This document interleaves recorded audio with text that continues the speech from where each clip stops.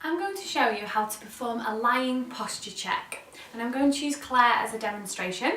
So she's actually lying at the moment in the typical incorrect alignment, and I'm going to show you all the way from the feet to the head how to correct this.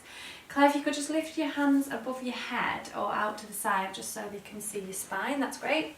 So I'm going to start at the feet, and we're going to make sure that they are close enough towards your bottom that you have about a 90-degree angle at the knee. The knees we don't want to be knocking together, so let me just open your knees slightly. If you just bring your other knee in a little bit as well, that's it. Does that feel comfortable? Yeah. So we have a hip width gap at the knees, the feet are flat on the floor, and a 90-degree angle at the knee.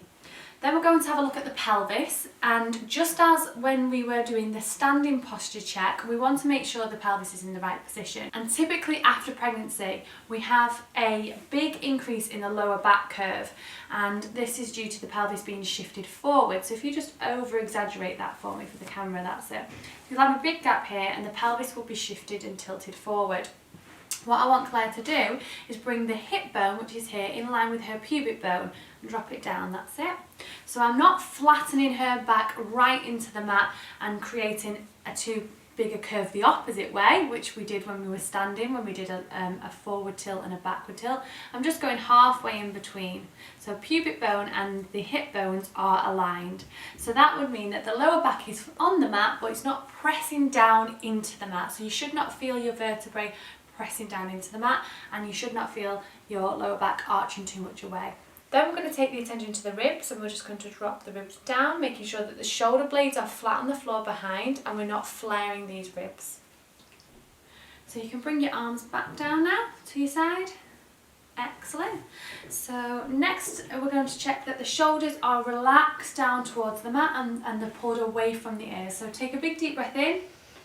And then exhale and just relax those shoulders. Let them fall down into the mat. Don't worry if your shoulders aren't touching the mat at the moment. They should be if they're in the correct alignment, but if you're still fairly rounded after pregnancy, then they will be lifted off slightly. Just try and relax your shoulders away from your ears, and the exercises in this program will start to bring the shoulders back into alignment very soon. If you have a forward head posture and just to place your head on the floor feels quite uncomfortable and you find that you're tipping your head back, I want you to try and tuck your chin in.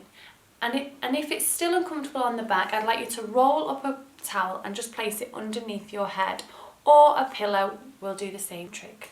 Take a big deep breath in and exhale and relax, and you are in the correct alignment for the lying position.